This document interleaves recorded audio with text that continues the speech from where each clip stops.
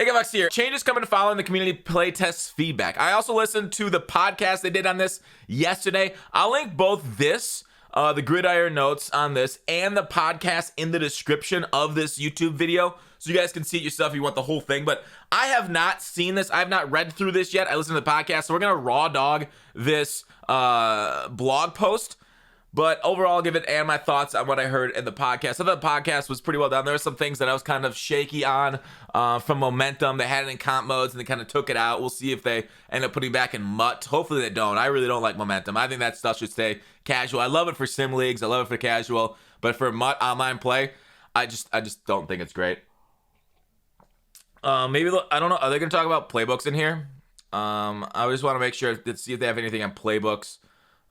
Before I talk about playbooks. No, okay. So playbooks, they also mentioned yesterday, which is something that's, if you go back to like Madden 10 or something, you will not be that unfamiliar with playbooks if you played Madden 21. They really haven't changed. The playbook guy is the laziest dude at EA. It's awful how poorly they change and switch up year to year. Clint did promise us, they're going to be very aggressive with their live playbooks this year. They're going to have more playbook updates at launch. So we'll see what happens with that.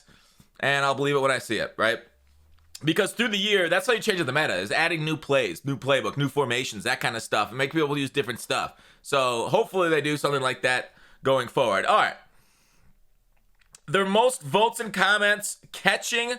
Receivers, defensive backs need to be more aggressive. Defenders don't always go for the interception or position. Like, don't you hate that? Like, the defender runs up to it and just swats it. You're like, that literally hits you on the helmet. Just go like this. 2 hands, not one, dude. Catch mechanics aren't always responsive. There was a lot of work catching. They had to make either the playtest builds. We were anticipating some issues with catching. Players definitely noticed them. They may be more important in gameplay than catching in that vein. Players experienced a lot of improvements. Jump. Oh, I guess I could read it out loud for you guys, but I just kind of want to go through it and then give my opinions on it.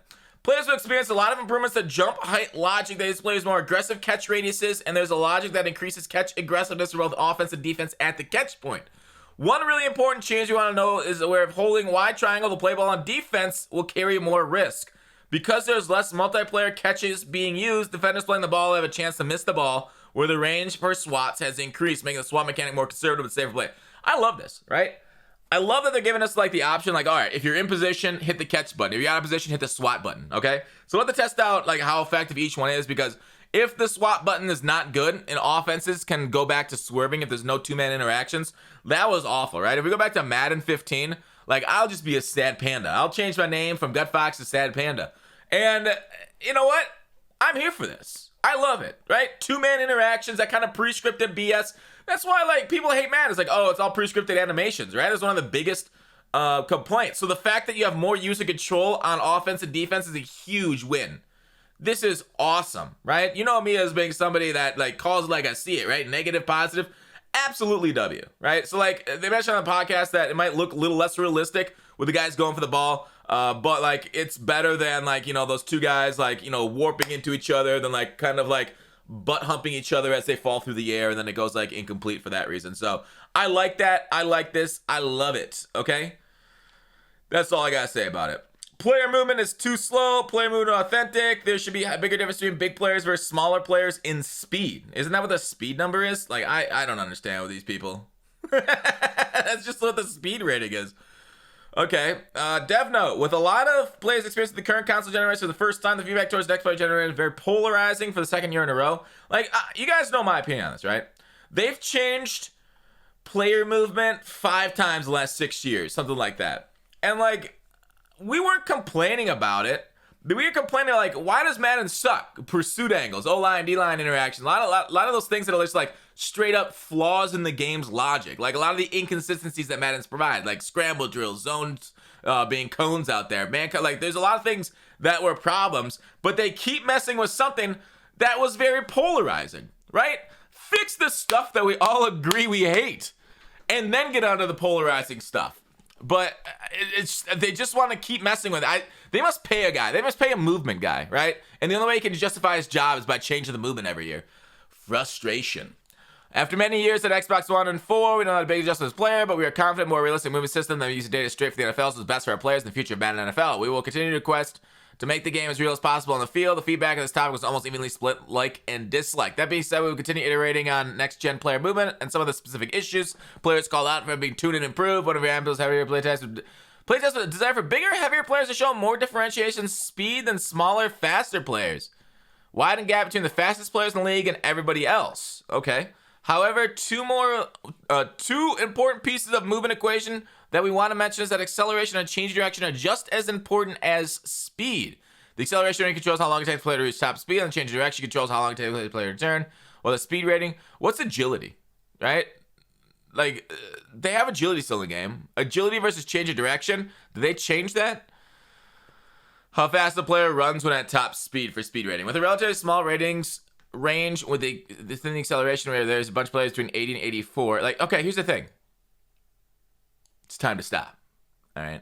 If you're complaining about the small ratings range within the acceleration rating, what do? Do you complain in your blog post and say it's so hard for me to do this?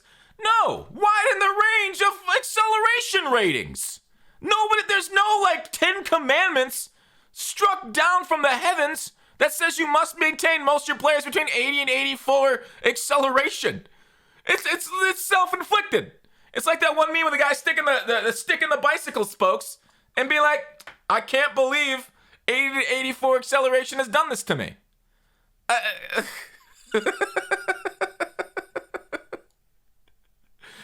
For defensive line to receiver, some bigger players with acceleration top speed faster than some smaller players with low acceleration. However, the bigger players with lower change direction rating, slower, turning, cutting, or less speed acceleration ratings.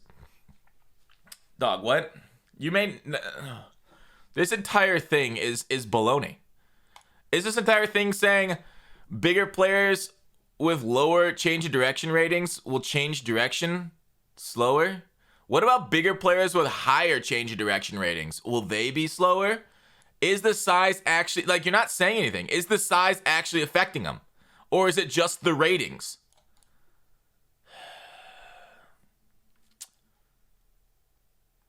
Awful job EA right there. Game stability. Week 1 of playtest had serious stability issues. Week 2 and all have been fixed for launch. That's some words they're gonna eat. One of the most valuable aspects about the community playtest is identifying some of these hard to find crashes and soft locks across the game and getting them fixed so that they don't impact players when the game is launched. This is when I say thank you for our players' computer biggest contribution. See him quickly. Okay, cool. Yeah, there's nothing really to say about that. Good. I want it. I think that's the biggest problem with a game is when you can't play the game, right? It's the biggest issue with MLB The Show 21. I've gotten so many losses off disconnects, freezes. So the fact that they're, putting that pretty high up, hopefully that's a good thing. Receivers are out the ball really late after the catch. The following bugs have been fixed. All right. They even mentioned this in the beta, pre-thing. Hey, don't worry about this. We know about it. Dive tackles too powerful. Dive tackles sometimes warp a player off the ground to make the tackle. True. So they're still working on that one. So that one's not gonna be perfect at launch. Lower rated QBs play too well in all Madden. I mean, they play too well in all Pro, right? Like last year, I think it was 70 or 75 accuracies, and you're basically throwing perfect. It's weird, but they've kind of gone that way with quote unquote comp Madden, which I think they just got to stop bouncing for competitive Madden. They got competitive Madden players need to adapt to the game. The game does not need to adapt to them. I will forever hold that opinion. They need to adapt, make the game fun and as good as possible, and don't worry about comp. Momentum meter fills up too fast. Momentum meter should not be in the game. It's awful. Competitive modes momentum formula is not ready for launch. They should never put momentum formula in online gameplay. I like playing with it. It wasn't fun. I said this before, and I'll say it again. Momentum was not fun because it didn't boost me at all. It only hindered my opponent, right? And I don't feel that. It's the old, I said it before, it's the old Hearthstone thing, right? Like, they're like, oh, we don't like to put cards in the game that harms your opponents and their combo potential because that's just not fun for the opponent. And these momentum things, okay, am I winning because, I'm good, or is it because my opponent's screwed and can't see his play arts? The audibles turn out wrong. Like, if it was something that boosted my players and made them as superstars, that's different, right? Like, that's what abilities what abilities and X factors are. But M factors are basically X factors by a different name, just for your stadium. So the fact that it harms my opponent and it's something that I can't see. It literally, it doesn't feel good.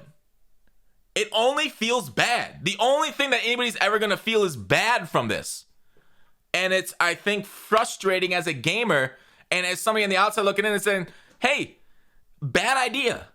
Please don't include this in online gameplay. And offline gameplay, it's great. It's like NCAA. Gotta love it, right? You can throw it into, online franchise leagues. And they say, oh, you want to turn it on. That's fine. But I don't like it at all. The way it felt was horrible when it turned against you. And then when it was with you, you didn't feel anything at all. Right? It's like Ned Flanders wearing ski suits. Nothing at all. Nothing at all. Nothing at all. We will not launch the unique formula for online head-to-head, Raider Ultimate Team head-to-head. We have a formula specific for competitive games. It's currently being tested. All right, okay. And we want the player feedback for the base formula after launch. You're completely dialed in and delivering a title update. All right.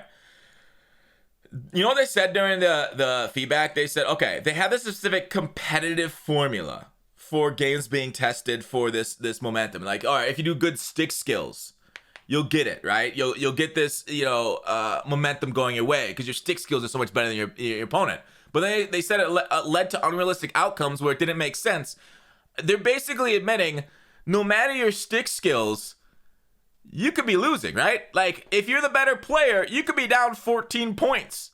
They're talking about the skill gap in the game being so narrow. If you're the better player, you could still well be losing, but have momentum on your side because you're the better player. And it doesn't make sense at all when you look at it like, hey, the entire crowd's rocking with me, even though I'm losing by 14. It just goes to show the lack of skill gap in Madden. That's all I gotta say about that. Situational pursuit turning. Edge rush is too powerful. We have made an effort to make the pass rush heavier across all modes, get more realistic time in the pocket, and have the pass rush play a bigger part of the balance of the game. We do this by unlocking non-engaged moves for AI-controlled pass rushers on the edge. These non-engaged moves are the speed rush introduced in Madden 21 for user-controlled pass rushers. Oh, we did add some. Okay, speed rushers. I wonder if speed rushers will be overpowered. That might be the move, right? If they made the non-engaged moves speed rushes. Maybe high finesse moves the meta early on. However, we did add some additional levels of tuning to edge rush, specifically so the ratings matchup of the block versus defender is more heavily differentiated than in the playtest, to increase the win chance for really good pass blockers and to increase the win chance for lower rated pass rushers. All right. Too much pass rush pressure when only rushing 2 or 3 in competitive game styles. I love that they heard us on this one. To further balance the increased pass rush in 22, we've added logic specific to competitive game styles so that it will be very difficult to get consistent pressure rush 2, 3 or less, especially for stuff. Oh my god, this is the best. This is the best thing I've seen this entire thing. I love this. I mean, as much as I love this catching stuff, absolutely freaking love this stuff, I love this almost as much. This must, like, so I only got one kid, but this must be what it feels like to choose between 2 kids. I don't know. I like them both. Gunslinger QB release changes. For launch, we are distributing the Gunslinger ability more to quarterbacks. We'll continue investigating ways to make QBs. Here's what I think. We're still distributing the okay. Gunslinger. I think Gunslinger passing was messed up in the beta. So it's like it might be a thing in my opinion. Gunslinger, balance it by just not allowing a pass lead. Right there, boom! I got your balance for you.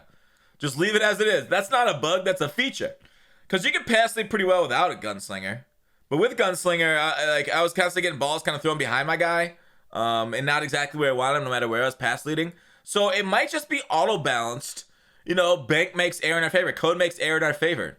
But we'll see what it's like when it launches. Maybe they fix that. QB contain not always effective in certain situations. This was my biggest point of feedback. I put a tweet out saying the number one thing they needed to change from the beta to launch is QB contains. And I'm glad it made this patch. Oh man, that's okay. So I got now 3 kids and I love them all. Maybe this one I do like this one better. Contain animations now go deeper into the backfield, more conservative pursuit angles to keep contain after disengaging away from blocks. Drive summary in-game banner showing bad clock data is fixed. Okay, so we'll see. We'll see what it does, right? We'll see in the end how they did fix contains, and I really hope it's able to contain, guys. First down line is missing. Offense line abilities don't seem effective. Okay, wait. Tight end delay fades. These abilities have been tuned and reworked to function more effectively. All right, they didn't really provide a lot of detail there, but it is what it is. Sorry. Logic to improve QB contain locks. Okay, cool. Delay blockers were always screwing up QB contain logic. I think you can still probably double team a contain and then it screws them over. Tuning to improve pass rush logic, probably disengage away from a delay blocker. QB contain logic with delay blockers and double team. Tuning man coverage, stick in coverage, tight end delay. Okay, so I still think you're going to see a lot of tight end delay fades because I think the meta will probably be zone early. It's usually zone early until people discover whether man's good enough. Then it takes like a week or two. Like last year, it took a week or two. Probably close to like 2 to 3 weeks for man to really take over the meta. Everybody basically goes to zone early because it's safer. So you will see tight end delay fades early on until you throw a guy on the tight end, man him up. I really hope QB contains versus the delay blocker is very good. But I really hope it really depends on the where the QB contain is from, right? If the contain is from the tight end and tackle, the double team makes sense to kind of like push him and hold him on the line. But the guys on the outside of the tight end and he's containing, I feel like he should do a better job containing him in the pocket and getting upfield against that. So I guess we'll see when we get our hands on it. I'm just glad they fixed it or looked at it. RPO fixes. Improve the angle of the read defender and play the quarterback to avoid fast quarterbacks from being able to run around him. Good. That was a major exploit. Dudes were just holding onto the ball from RPOs and just running with the quarterback because guys were freaking clueless. QB will no longer be able to turn and run before completing his first step after taking the handoff. Also a good, huge benefit. Like that's awesome. I love that. Great job. Wind direction indicator fix show the proper direction of the wind. I think they should get rid of wind in online gameplay. We don't need more RNG into RNG fest. Playbooks. Variety. Oh, they did talk about playbooks. Players will notice new formations for every team. So we'll have to wait for the game to launch to see the new plays and formations. Live playbook content is already in progress. Title update. All right. Franchise feedback. I really don't care. Yeah, we're going to end it right there. Tuning fixes. News. Cost of talent. Yeah, it is what it is. I'm not really a franchise guy right now. But there you go. That's it for the video. Oh, it was a long one. I'm excited. Huge changes coming. Let me know what you guys think. Please thumbs up. Please subscribe. We're hitting for 100K this year. We've been doing it so long. We need 6 digits. Entering the 1 comma club. Wait, no, we're already in the 1 comma club. Trace comas. See ya.